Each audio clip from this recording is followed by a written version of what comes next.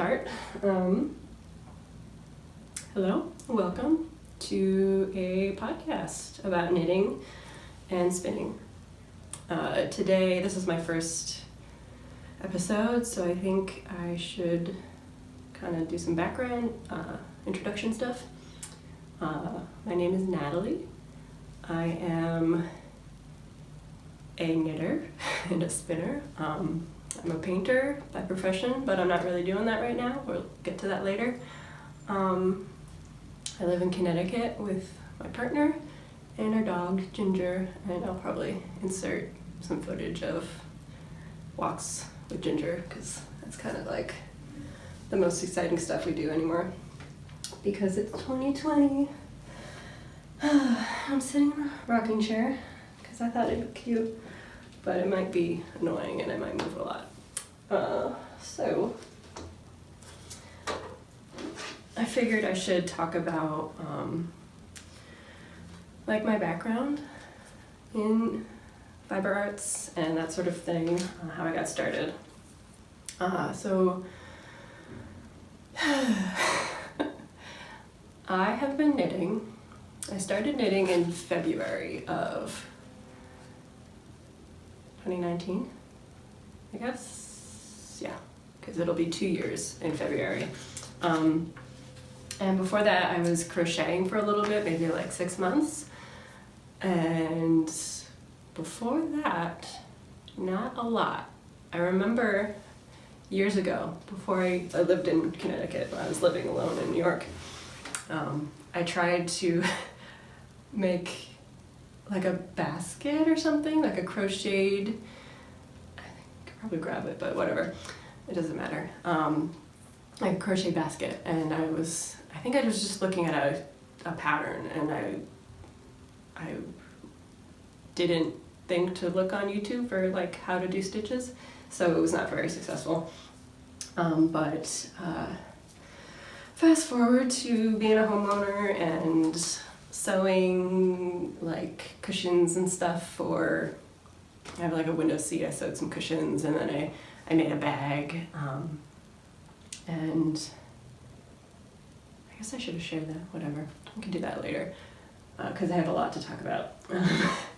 But anyway, the long and the short of it is that I was drawing, making illustrations, because that's what I do sometimes, and I printed out like a illustration pattern on spoon flower on some fabric, and I remember when I got it, I was kind of like, well, this is cool that like my illustration is on fabric, but it's just on the surface, and I really wanted to like get into the threads of it and like, you know, have texture and interest. It just felt really flat because it was flat.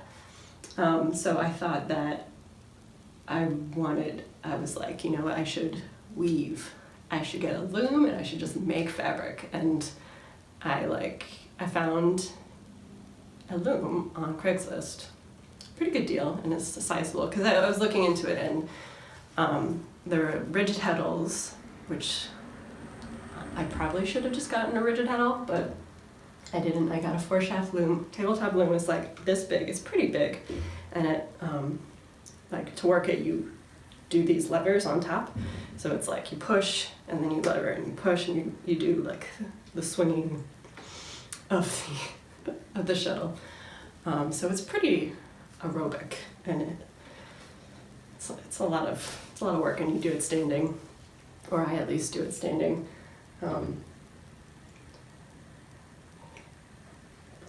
But when I got my loom, I didn't know anything about it, and I didn't even have a reed. It didn't come with a reed, so I had to order one. And in the meantime, while ordering, I was still like, I really want to make fabric. So since I had crochet and I had some yarn, because who doesn't have yarn, I learned to crochet, and so I started making like blankets and stuff, and then it was just all I could do. And I even made a sweater. So this is like I don't think it was the first sweater I made. I think I made a cardigan that was also purple. And I don't even know why I made so much purple. I'm not really a purple person, but this is actually pretty, like it's a nice, kind of like a fancy, because it's got these dolman sleeves. It's a nice sort of like holiday-esque, so it's so like, I don't know, cheerful. And it has this lovely boat neck. It's like a boat neck and has a pretty like lacy sort of detail at the top. And this is my own design. I like the shape of it. I found that crocheted fabric, at least from my experience, doesn't have a lot of drape to it. It's kind of bulky, and I really miss that. I wanted to make sweaters. So I was, maybe this was the reason why I started knitting. So I decided to learn to knit after that, and I made this sweater, which is, if I can find the tutorial that I used online, I'll put a link for it, but it's just bulky acrylic, and it's just 2 rectangles. It's a drop shoulder. I know that these terms now. It's just 2 rectangles. It was seamed, so back and forth, and then the sleeves back and forth. I don't think there's any shape. Maybe there's a little shaping in the sleeves. And then those are seamed, and then seamed together. You can see my seaming is pretty janky, but it's very warm. It's very warm, and there's not a lot of stretch here. So I learned better ways to bind off since then. But this was my first knit item, and I learned how to knit with this sweater. It's just pretty nice. I was just wearing it before. I thought I might wear it, but it's so warm, and it is only, it's 61 degrees in here. I wonder if I can do Celsius. Can I do Celsius? Yeah, it is 16 degrees Celsius, 56% humidity, which is pretty low, but we keep our house cold because we're cheap like that. And we are sitting in, this is my studio that I just reclaimed. It used to be the guest room, but it gets really great light, especially in the winter compared to the rest of the house. Well, compared to the north side, which is where my studio used to be, but it still is. It's got like my stash and my loom and some storage and a work table with like my Swift, and all of the messy stuff stays there. I decided that I wanted a space that was cleaner and where I could just focus on one project at a time, because I was getting a little bit distracted and like stressed out by my stash. But if I don't look at it, it's still there, I know it's there, but if I don't look at it while I'm working on other things, I find it's a lot better to focus. But yeah, what was I saying? Oh, it's cold in here, because we have a bungalow, so underneath this room is a porch, so there's not a lot of like insulation or heat that can rise up, and there's a radiator back here, but it doesn't really work because this is an old house and that's just what happens. But yeah, I'm quite warm right now. I'm wearing I should talk about what I'm wearing. I'm wearing one of my first good knit sweaters. This is Humulus by Isabel Kramer, and I knit it in Barocco Maya, which is a alpaca and cotton blend, this was like the first yarn I purchased at a local yarn store. I got it at a store in Niagara, or Fonthill, Ontario, where my grandmother lives. We were visiting because it was her 90th birthday, and I was just starting. I hadn't even knit yet, I was crocheting, and I wanted to get some like craft store yarn, and so they probably have a lot of really good stuff there if I went back, but I was like touching everything. And I settled on this yarn because it feels nice because it's cotton and it's alpaca, but now that I know about wool, I really want wool sweaters. Just the feel of them, the drape, the cotton, like sort of grossly absorbs smells and doesn't really, like maybe if I machine washed it, the smells would come out, or I don't know. It just, I have another cotton sweater that I'm not sharing today because I have too much to share, that also collects smells, but it's still very comfortable and it wears well. The cotton's strong.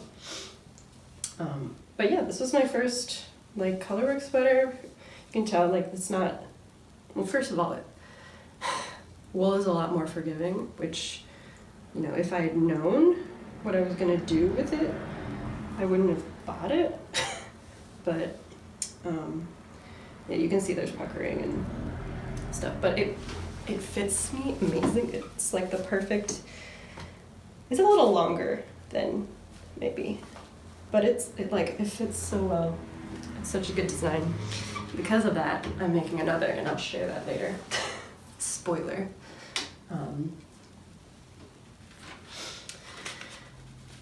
Okay, so I will talk now about my recent knits. I got a stack of them. All right, so this is my wool and honey. I knit this summer. So lockdown happened in March. I was notified of my furlough mid-March, and then sometime in the summer, I was notified that my position at the theater that I work at, or I have worked at for 5 years, was eliminated, including my partner's position because he also works there. And it's not just like a couple people, it was everyone who does production. And I'm not sure about everyone on education, but a huge amount of people on education lost their jobs. I don't know how much they scaled back in like marketing. Definitely not development. I'm sure development they're doing everything. They're just trying to stay afloat right now. And we're not doing shows until next fall. So they had to cut us all, and it's a lot of people. So for a while, I was not really into knitting.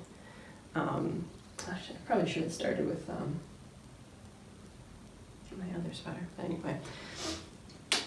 No, I'll keep talking about this. So I started this again once I could knit again. I'm not sure when exactly, but I had so many issues with this. I couldn't get gauge. This is Brooklyn Tweed Loft. I'm a loose knitter, and I don't know if Andrea is a tight knitter, but like I went down needle sizes and I knit the smallest size. I probably would have knit the second size, but it is there's a lot of ease. There's way more ease than there needs to be. But at the same time, it still fits. And so if you can see how saggy this garter stitch is, when I picked it up again, my gauge for the arms were so much more tight. Like, I feel like this is what it should have looked like. I'm getting sun. But yeah, I really love this yarn though.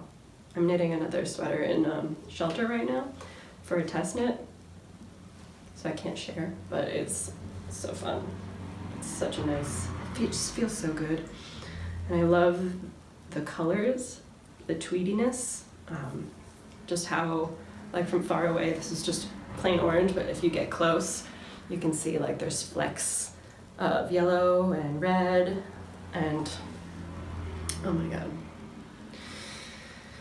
The color I'm doing on the sweater right now, the test knit is so pretty.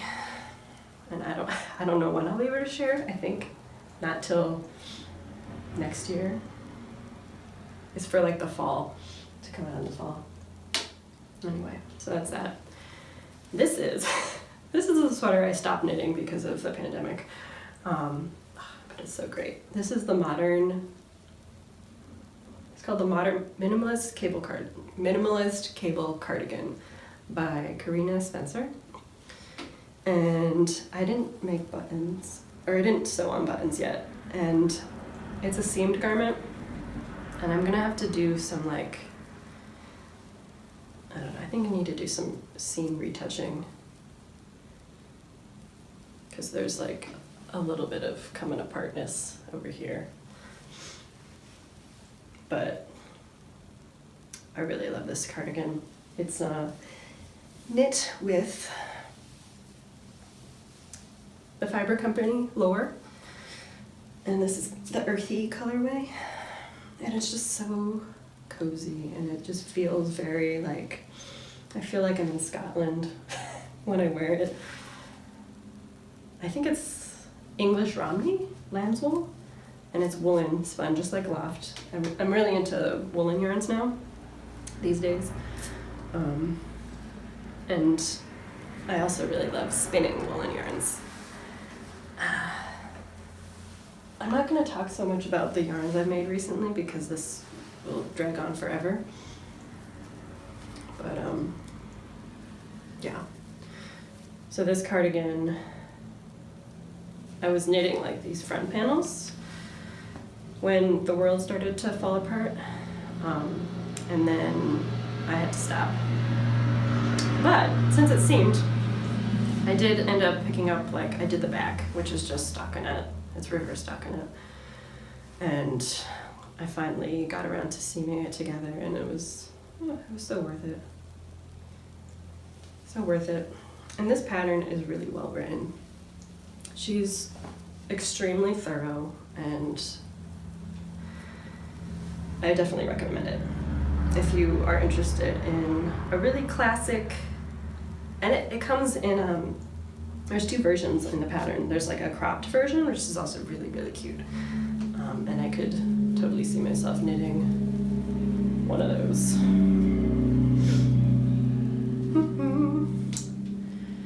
Okay. This is also knit in the Fiber Company Lore because I love this yarn. It's very woolly. This is Meet Me at Midnight by Cheryl Faust, I think is how you pronounce it. It's mosaic knit, and it's so woolly and warm and huge. It's like the perfect size. Like, oh, it's gonna be so good in the winter, because you can like, nice thing about shawls, you can like just wrap it up and just be like, I probably sound really good right now, but you just be like so warm. And then get good lighting. I hope the lighting's not too bad. And then you can go like this.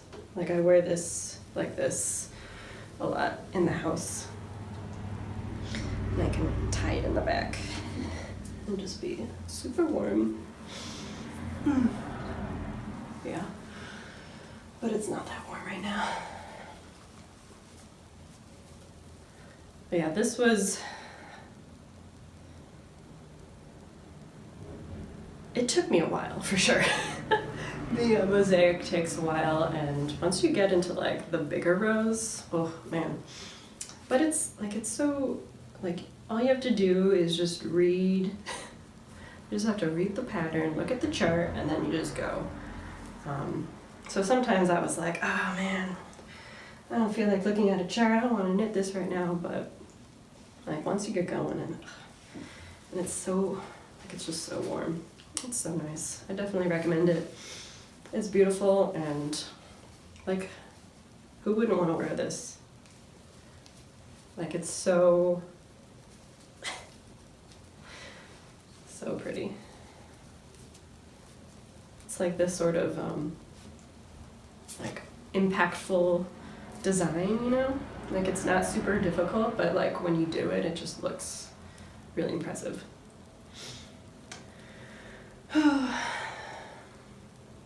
Alright, so those are, oh, I also wanted to talk about this one. Speaking of mosaic knitting, and Karina Spencer, who designed the cable cardigan, this was a test knit that I did this summer. It's a cowl, mosaic knit in the round, obviously, with these gray tassels, and it's got this drawstring closure. And you fold over the, what do you call it, the cuff or the rim, whatever. You do that on the top and the bottom. And she has a good way of doing it that she explains in the pattern, but it's like, once again, like, so nice. It's such an attractive design. And I used Quince and Company. Turn, I think. It's, what is it? Oh, hold on. Oh, Jesus.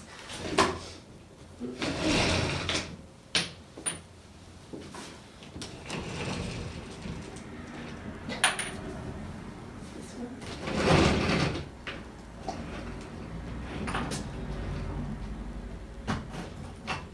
Is it too dark? I pulled the blinds. There's still a little bit of light coming through it. Anyway, I hope this is okay. Quince and Company Turn. I don't remember the colorways. I think the red is called Atolla, the yellow is Kelp. I think the white is Cumulus, and the gray, I don't remember. Okay, so I do know it a little bit. It's a silk and wool blend. And it's very springy. Like, I feel like, no, I haven't, this is the only time I've used Quince and Company, but it's very springy. I think a lot of their yarns are very springy, from what I've heard. So the color work just pops really nicely. And like, it's just drapey, and it's just really nice. It's like a good quality knit. This is gonna last a really long time, and it's like just perfect fall colors. Very happy with it. Okay. Now I'm gonna talk about handspun projects. So I started spinning just after the holidays. I got back from Christmas vacation. My partner and I went to Hawaii, Kauai. With his parents and his sister and nephew, and oh, it was so nice. It was their anniversary. I'm not sure what anniversary, but they got, they wanted to spend time with the family, and they wanted to go to Hawaii, and they're like, let's just do it, and I'm not gonna complain. And honestly, with like years like this, it really makes you think, like, yeah, if you have the opportunity to go do something, you should go do something, because you don't know when a pandemic's gonna happen. You don't know if you're gonna get sick, or if something's gonna happen to the people that you love. Yeah, so whenever we get to go back to normal, travel, see your family, do everything. Yeah. Anyway, so spinning. I got back from Hawaii, and Ginger, our dog, was staying with my parents. Parents live in New Jersey. So I went there because we flew out of Newark. And I had mentioned, because my mom's a spinner, I had mentioned that I wanted to do some drop spindling because, tangent.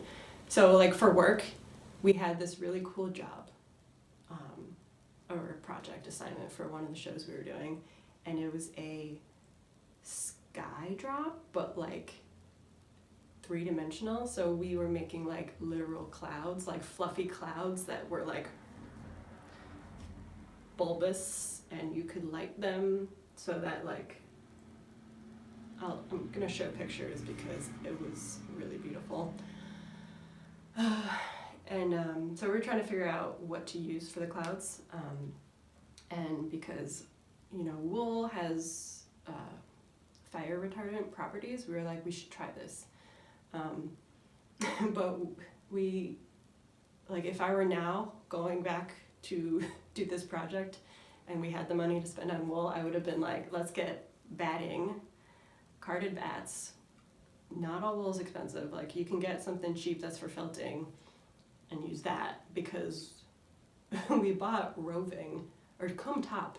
It was like merino, and so we were trying to make clouds out of this, like, this stuff that looks like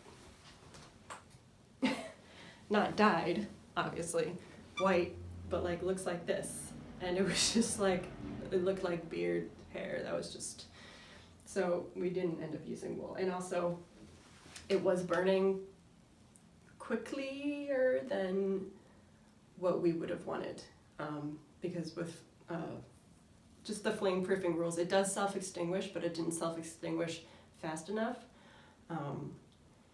So we ended up using polyester batting, and then this other stuff that was like super fluffy that you use for like snowscapes, for like department stores and stuff like that, and little holiday villages.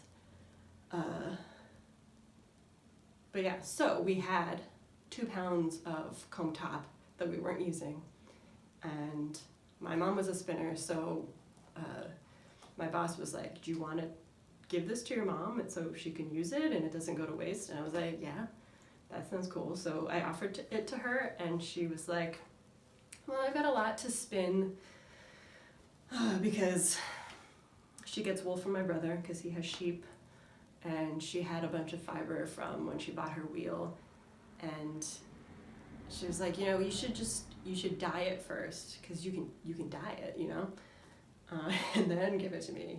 And I was like, okay, yeah, that sounds good. I was like, yeah, I'm gonna learn how to dye. So I looked into that, and I bought a couple colors, and I started practicing and did a few batches, and so I had a whole bunch of this dyed wool, and I gave a bunch to my mom for Christmas. And then I was like, I'm gonna save some of it, and I want to do some drop spindling because it's cheap. You can make one yourself easily. Like, excuse me, Ian's a carpenter, so like, it's just a stick that you spin, and it has a little weight on it. So that's not complicated. But I had mentioned that to her, and she was like, well, you can just have my drop spindle because I don't use mine. So that was easy. So literally I like got home and I started practicing. I like watched YouTube videos. And like in the beginning, I actually have some stuff I can show you. This is just a pillow form. But so some of my earliest hand spun is like this big yellow, it's like very bulky. I didn't do anything with these ends. Kind of like this. Some of this is my mom's. This, it's actually pretty cool. These green parts, the dark green, is spun by my mom. She gave me some of her hand spun from my brother's sheep. This is a woven project I did, because I did end up using my loom. More on that later. But yeah, I'm talking about hand spun stuff, so this works. This counts. Yeah, one of the benefits of being furloughed and not being able to go anywhere is you can just take all the time you have and learn something. So I learned how to weave during lockdown, the first initial step, because I wasn't really knitting, and I figured like it's about time. So I watched some videos. I think it was the school Sweet Georgia. There's a bunch of weaving classes and spinning classes. Diana Twiss's suspended spindle class, I highly recommend if you want to learn a bit more like, she tells you how to ply in a way that's so smart, and because I wasn't really getting good videos that I could find on YouTube on it, so I was having a lot of trouble. And once I took that class, it was good. And I was spinning and spinning and spinning. I spun a whole lot in the beginning. This is all spindle spun. I like spun this while like on the phone with unemployment, and I would just spend days spinning. So some of these colors, like this green color and the pink, were ones that I dyed, and then this awesome orange, and some of these, there's like blues also, were from Coast to Coast Yarn Company. I think Beachcomber was the colorway. I really love her colorways. And I think this is all Coriadale. This is the Shift Cowl by Andrea Mowry. And it's just such a nice, it was a really, once you get like the rhythm of the pattern, like when you first read the pattern it looks really complicated, but once you get what it's telling you to do, it's very intuitive and meditative. And so I remember this was my like getting over losing my job, essentially, knit. So a lot of stress and kind of just sadness. Like I wasn't that, like, it wasn't so much about losing my job, but it was about everyone else losing their jobs and just not being able to see my friends, and the community aspect of my theater. Losing all of that is what I was really heartbroken about. But yeah, so that was really awesome handspun project. And then I got a wheel. So I got a Lindrum double treadle, and it is really good. If you're looking to buy a new wheel and you've never spun on a wheel before, I don't have experience with other wheels, but this one was great. Like, it's very, very easy to use.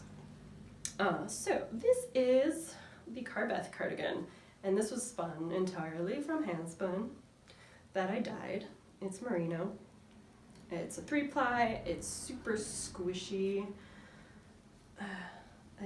This isn't gonna look good on top of the sweater, but I'll put it on. It's cropped. It's just like a really cute, it's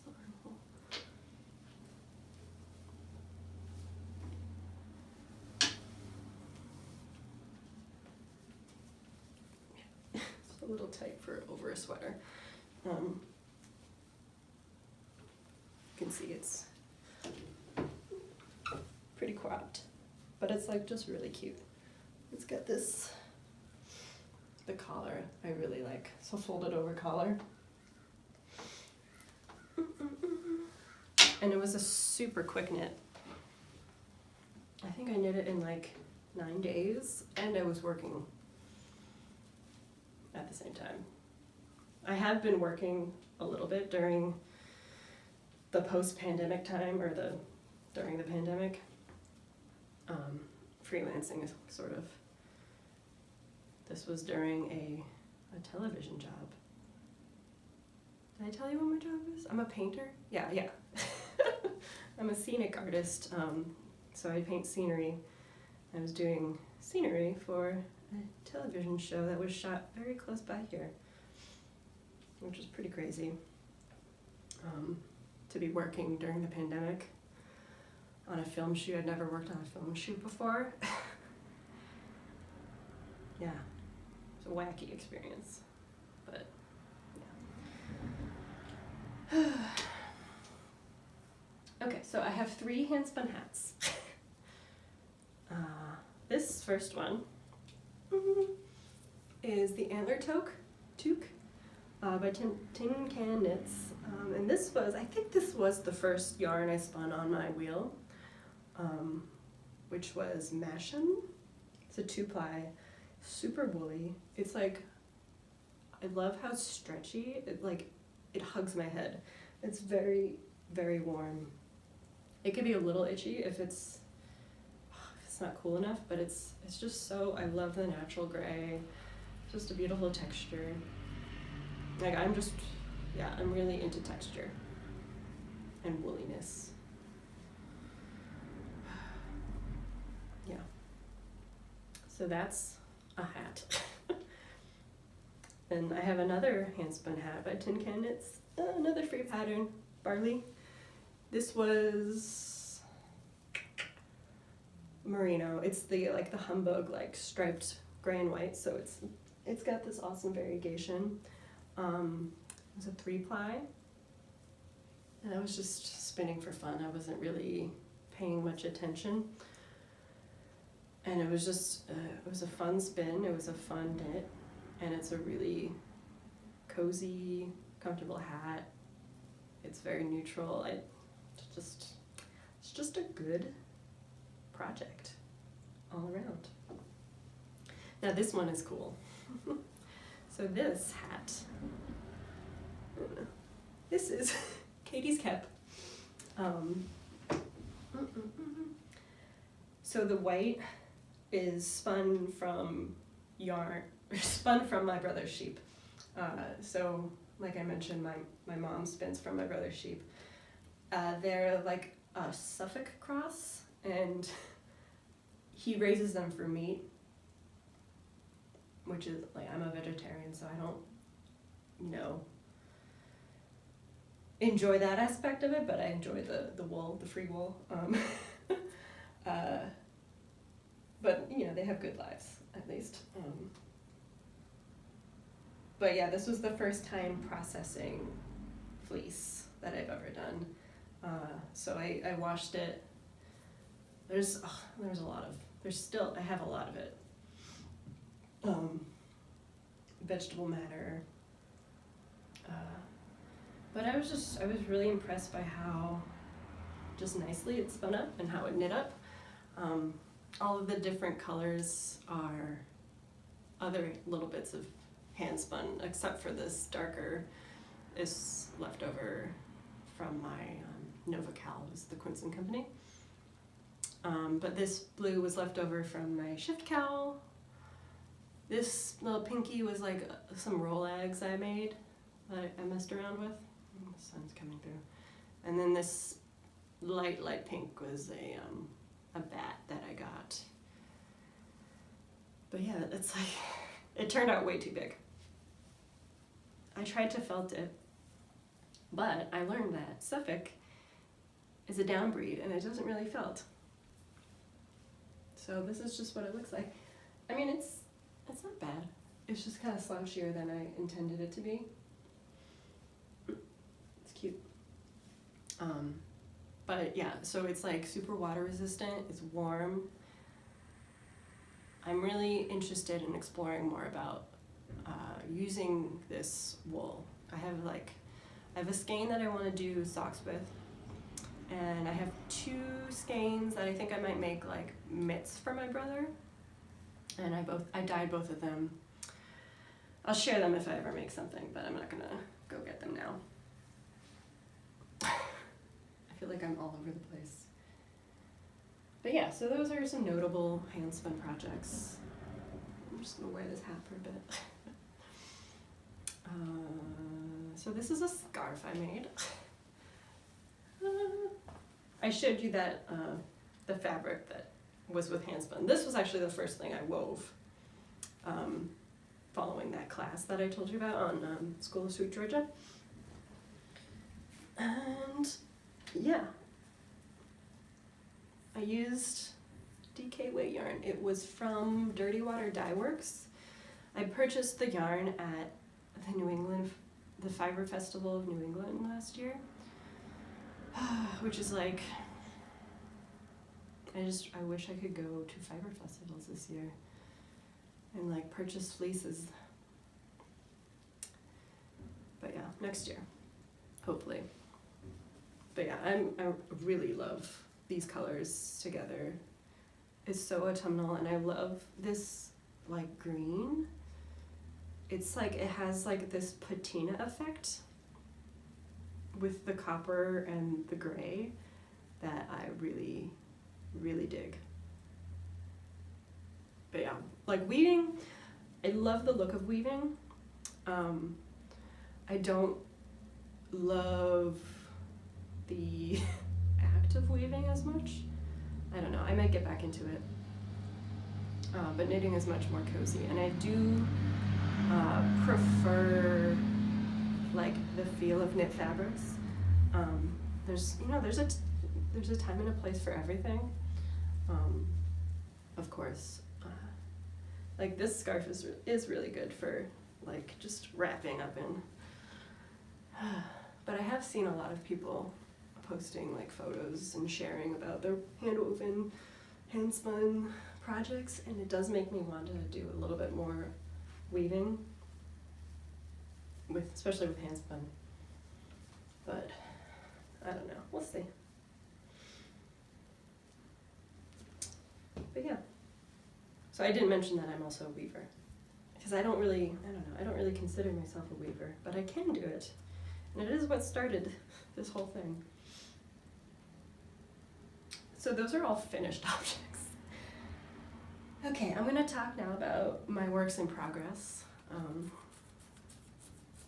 gonna check to make sure that the battery hasn't died yet first.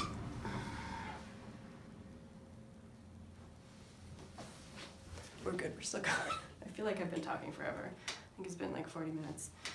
Okay, so I mentioned I wanted a wool humulus. So I'm making a handspun humulus. This is BFL fiber. I think I got it at Paradise Fibers. It was like a pound of it, and I spun it all from the fold. Oh, man. Yeah, it was a lot of work, but yeah. Spinning for sweaters is a lot of work, but it's totally worth it. I think from now on, I still have a lot of commercially prepared fiber to spin, but I think I want to do hand processed. I have a drum carder on the way, and I have some fleeces. And I'll talk about more if they come in, when they come in, I'm sure they will. But yeah, so I decided this time to make a turtleneck because I'm often very cold. And yeah, I was craving a turtleneck, so I was like, I'm just gonna make one. And I'd seen a bunch of people, because this is a super popular pattern, modify to make a turtleneck. It's not hard, and they look good. So yeah, once again, I've tried it on, and it's great. I love it. The contrast color was from a bat. It's the same peachy that's in the hat. I think it's Banshee Fiber Arts or something like that on Etsy. Yeah, really cute, beautiful, summery colors, like peachy and yellow. Yeah, very pretty. And this brown, it was light gray. It was beautiful, but I was having trouble getting something to contrast with the color, so I decided to over dye it with black walnut.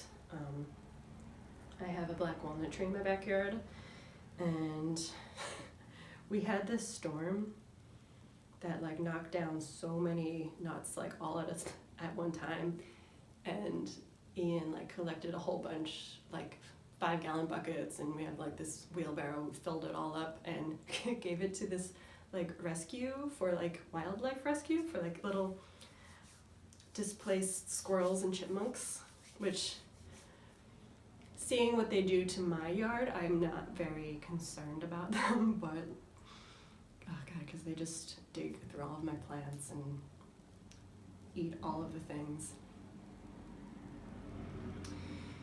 But yeah, so there were a whole bunch of nuts, and my mom took some home to use because she likes to do natural dyeing. And so I saved a bunch and did a bunch of natural dyeing. And it's not my favorite to do, but it was a fun experiment. And I do like that it's very solid overall, but it's not totally solid. Like there's definitely tonality. I don't know if you can tell, but there's definitely some like darker spots because I put this whole sweater quantity together in the pot because I wanted it all to be the same shade. And I think probably where it was hotter, it got darker than other places because it's not a super consistent, like I do it on the stove and I have this big pan and whatever's in the middle, like there's 2 burners, whatever's in the middle doesn't get as hot as what's on the burners, obviously. So there's a little bit of inconsistency. Alright. So here's another handspun project. This is a sock. It's a plain vanilla sock, but I'm using, can you believe this is 3-ply? I can't believe it. I've never spun anything so fine. It took so long. This is Targi from West Coast Color. And it's just this really gorgeous autumnal colorway. Yeah, so I'm on the toe for this first sock. I was kind of like, so I knit these, pardon me for a hot second, these socks. I knit these with spindle spun Corriedale 2-ply, and it took me no time because it was quite thick and lofty, and it knit up really fast. And I really love these socks. They're so nice. I have another 3-ply that I spun recently of Corriedale that I'm gonna knit after these are done, because I've been interested in making the perfect sock yarn. Oh, because it's, yeah. They've just held up so well, and because they're thicker, it's just nicer in my shoes and walking around. These are a lot thinner, so these will be a little bit more of like delicate socks that I don't know if I'll wear out, but like in shoes or whatever. But they're going to be very nice and cozy.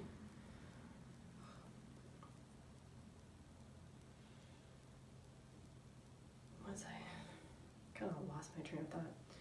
But yeah, so they've taken quite a long. You can see this gauge and like all of these stitches. Like it takes a long time. So that's one sock. And okay, so I'm also working on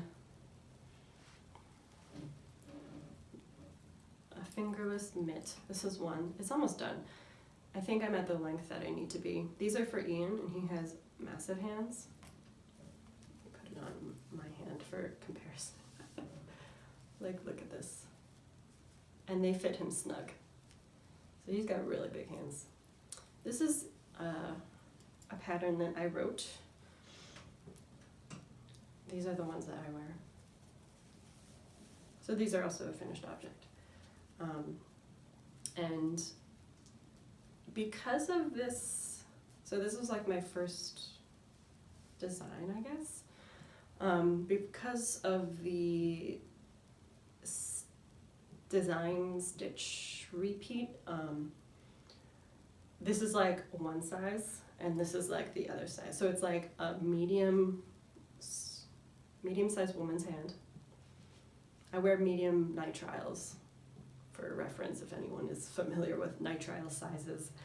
And he wears like extra large. So it's like a medium, one size is medium, the other size is extra large. Because of this repeat. So for this one I just added another, I think it's like 11 stitches extra maybe, because of the little cable detail. So I don't know if I'll follow through with the pattern, like publishing it. Let me know what you think. Because I could just write it up for 2 sizes. I don't know if that's, like, would you want to buy a pattern that was just for 2 sizes? I don't know. But I like the look of it. I like using the cables and how they interact with the whole design on the cuff. Like, I think that's nice. Nice look. Yeah. I wear fingerless mitts a lot. I only have 2 pairs. Like, this is like one of the things that I should make more of, because I walk my dog and I put my hands in pockets, and like they just get worn pretty quickly, and I could really use a few more pairs. But I don't know. Like, this is one of the patterns that you kind of need to be, except for the cuff, like when you're working on the hand part, you kind of need to be reading the chart to see where you're at. It's not that bad, but I like more rhythmic meditative you know what I'm saying, projects where you can memorize them and just kind of knit and go. But yeah, I really love this color. This is both of these yarns are brown sheep prairie spun DK or something like that. I think this is called honeycomb colorway or something. Oh, it's just so gorgeous. And this one might be parchment. But yeah. So that's a design. I want to do more designing since I have all this time, and I often get ideas. But it's hard. It's hard to get started. Here's another whip. Oh god.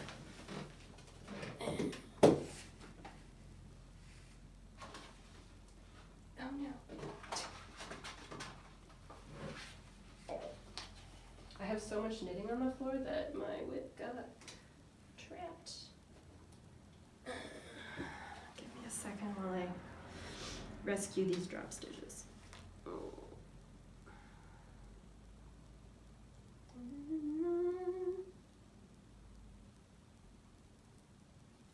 Okay.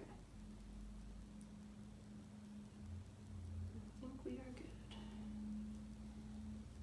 good. So this is a very, very new work in progress. I just cast this on today.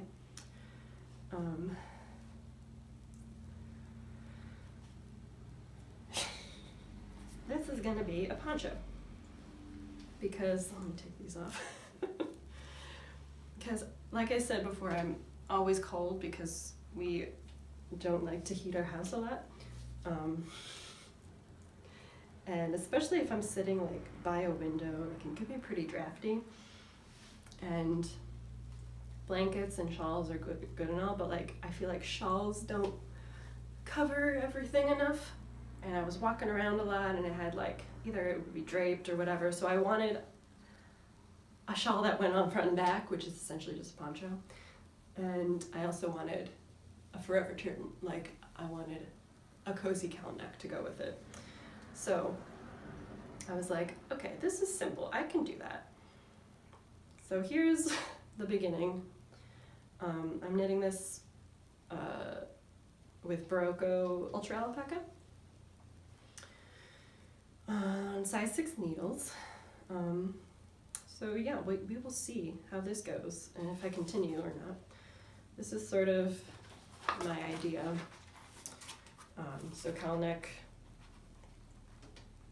and then it comes to a point. So it's essentially just going to be a rectangle.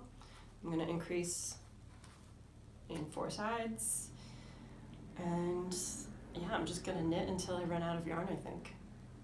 And I've got some stitch patterns going in there, so there was some math to figure out. But yeah, we will see how this goes. Yeah, I have a few sketchbooks where I either, like, I'll draw sketches, like this is Ginger. I wanted to capture the way her lip was like smushing up on a pillow.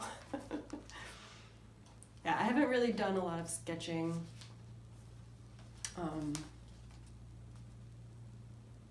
Actually, let me just grab my sketchbook. This may be getting too long.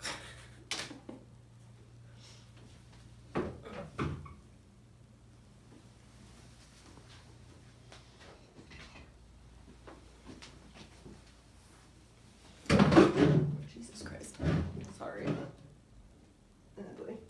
Anyway. So back when I started the whole, oh yeah, let me show you the lemons. Let me show you my lemons that inspired my fabric journey. These lemons. So this was the summer of 2018. I was like really over my job, ironically. But there's a whole string of shows that just didn't require a lot of work, and I was very bored, and let me show you, I wasn't working a lot. I was at work, but I wasn't working a lot. Just because there wasn't that much to do, and I was bored, and I was like, well, this is emotional. So I took off the summer because we don't work during the summer at the theater, but a lot of the time I will do other jobs.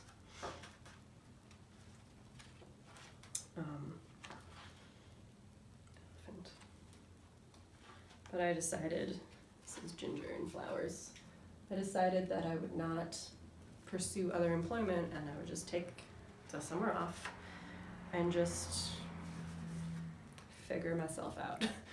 And I did that by painting and drawing. And it's interesting because I don't really do that anymore, because I have knitting as my outlet. But I do, like, when I was sketching for designs, I was definitely getting back into that like feeling where I do really enjoy drawing and kind of like sussing out ideas. But yeah, I filled up this whole sketchbook in a month. This was in July, so it wasn't Halloween.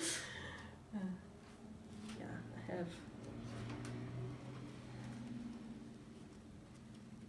I was doing a lot of color and pen, watercolor, gouache. There's some Christmassy colors, or paintings. More pumpkins. I really liked this one of ginger.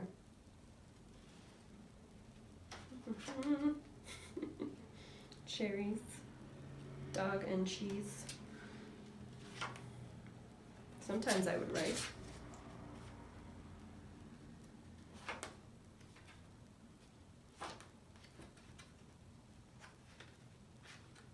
These are houses across the street. A water tower. Raindrops. Balloon. But yeah, so I filled up that one. And then I got this other one. I filled this one up slower because there were more pages, and I went back to work and I wasn't drawing as much. But I still had still consistently drawing. Like, this was really good. I spent a lot of time at work. We weren't doing, I think it was the beginning, and we weren't doing anything, so I was just sketching like paint can and cups and markers, and this is a carrier that we put like gallon buckets on, like we'll often paint things on the floor. We usually paint things on the floor standing up, and with like paintbrushes attached to sticks, and so you don't want to be like picking up, so you keep your paint on the floor, but to carry it easily, you've got this nice thing and you can just walk around with it. Yeah, there's a fan, a mallet, paintbrushes. Did a pretty good job on that one.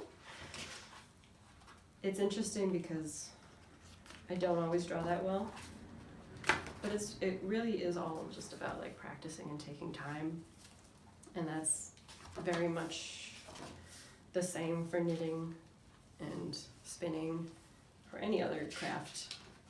It all translates. There's a squirrel. I didn't finish it. It's from a photo. I didn't. This wasn't from life. See, this is what happens when you don't practice.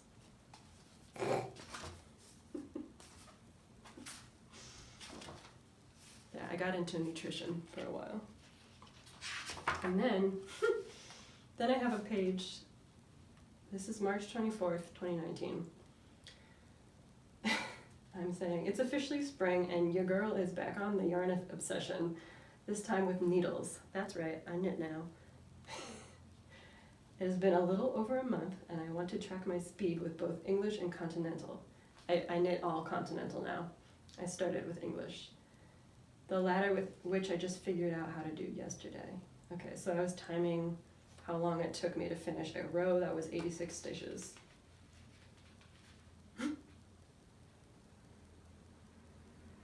I don't care about how fast I do anymore. This is when you have an idea and you're like, but how do I draw bodies? So I think I'm doing okay with drawing bodies. Like if you just practice a little bit. I used to draw a lot of figures in school.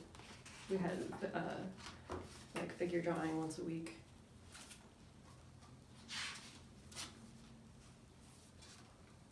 Sometimes I would draw like Ian or things that I'm drinking. I would draw a lot because it's easy. And sometimes all you need to do is just like start. Plants. I like plants and I draw them, or I used to draw them a lot. And I like my dog and I like to draw her a lot. This was a really cool tree. Went camping one time and I was playing around with using different color pens. Drunk History. Love that show. Colored pencils. Yeah, I don't love colored pencils that much. Yeah. So like by the time I'd finished this sketchbook, and then I got a new sketchbook. Let's see, how does this end? Yeah, I started to think more about knitting at the end of this one, and like garments and stuff. And this one is just pretty much all fiber. Like I was thinking of like my Fiberworks logo and like how to do that. I think it looks like this one now.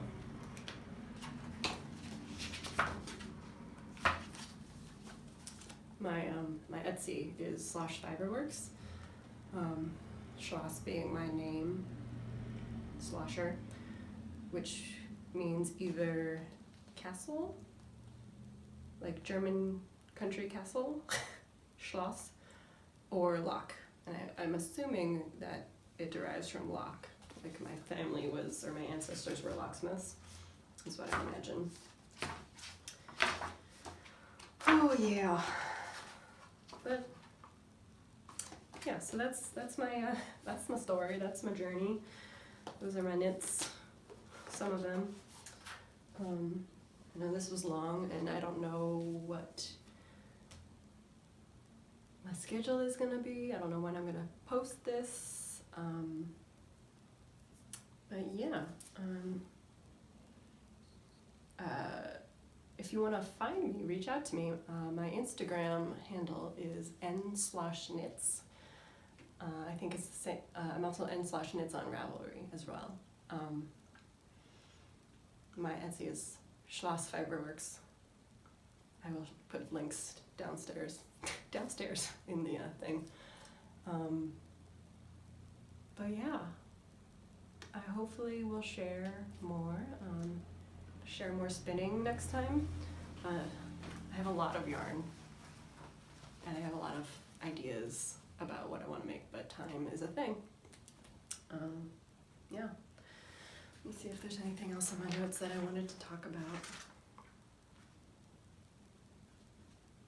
Yeah, I'm not gonna talk about that. Yeah, so yeah, leave a comment if you watch this, because I would like to know if people are watching. You know, let me know. Do you spin? Do you knit? Are you interested in either of the two? Do you draw? Maybe I'll get some like drawing people, and that'll be my niche. Not that I draw that much. I really should do more of that because, I don't know, next time I go back to work, yeah, I'm gonna be out of practice. Yeah, so leave me a comment, please. So I know I'm not talking to no one. And yeah, subscribe, like this video if you liked it. I don't know. Yeah, hopefully I'll be back in like a week or so. We'll chat it again. See ya.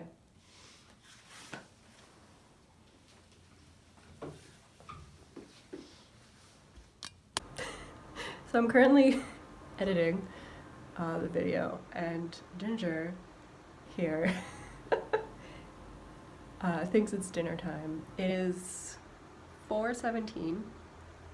Yeah. Her dinner time should be 5 o'clock, but I usually give up.